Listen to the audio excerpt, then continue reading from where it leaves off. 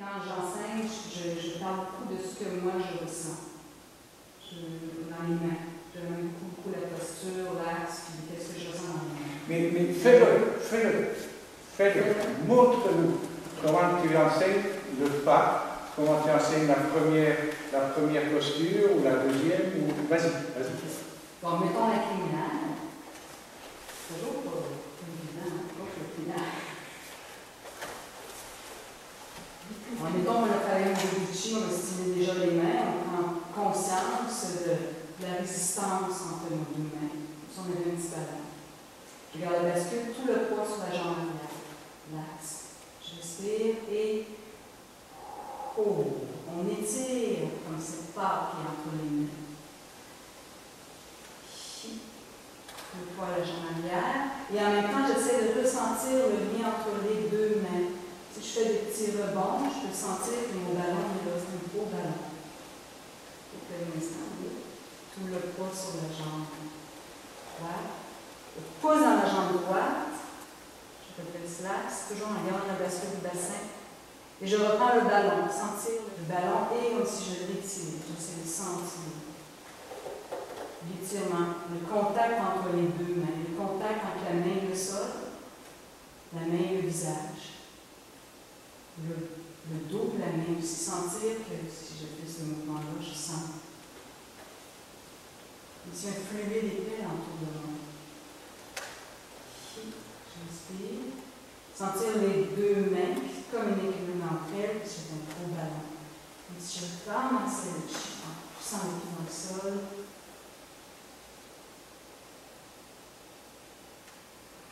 je me racine.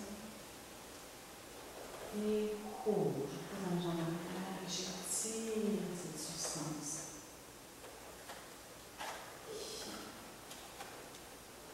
Toujours en contact. Les deux mains en contact. Sentir. Ça se comprime, ça se densifie. Sentir que ça s'étire entre les mains.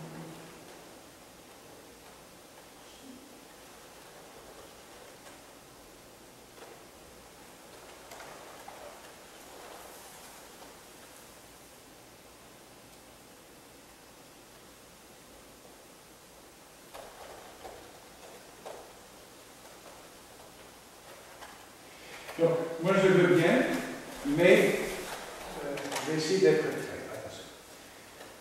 Je suis élève et je suis un cours.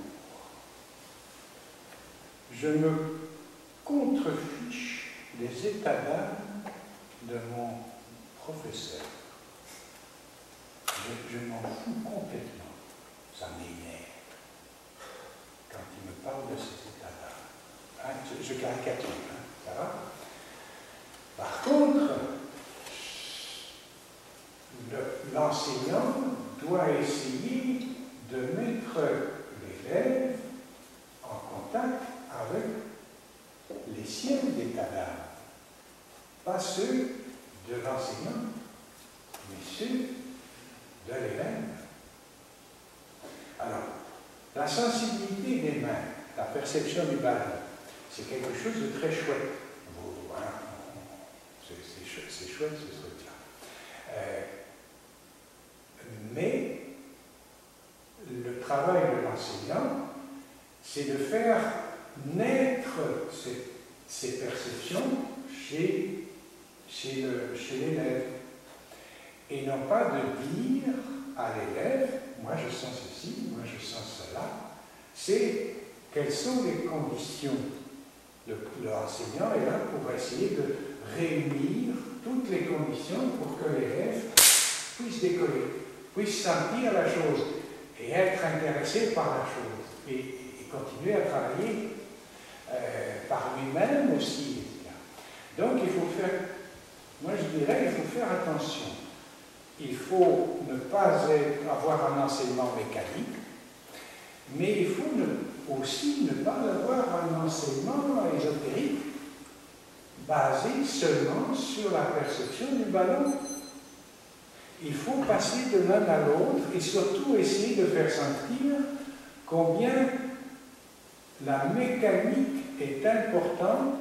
Quand on place bien la mécanique, la perception de qui est là. Par exemple, je vous voyais bouger.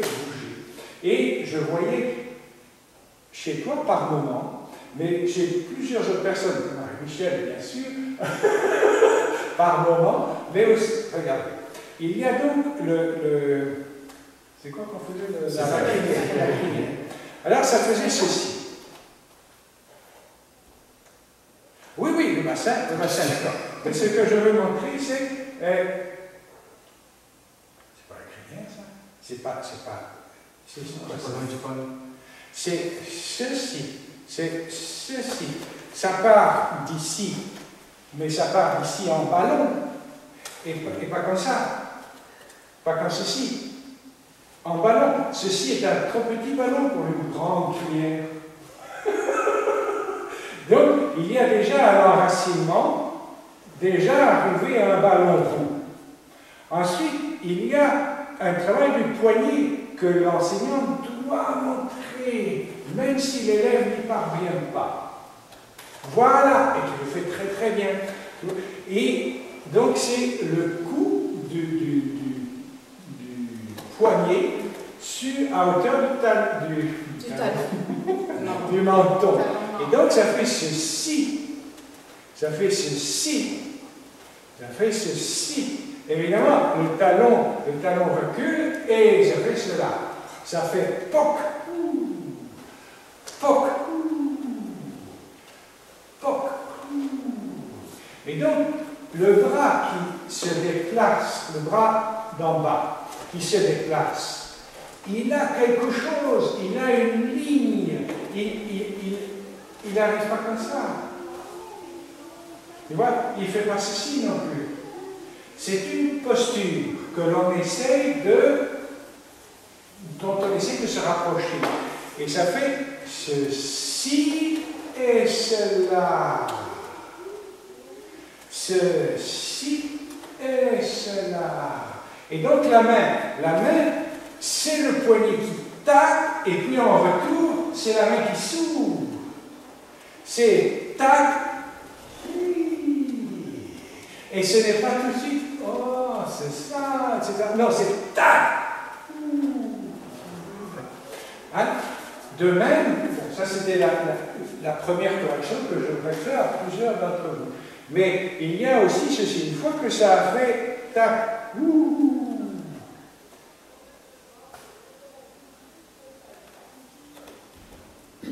ça s'appelle donc le bras dans le plâtre. Dans une bien mauvaise position.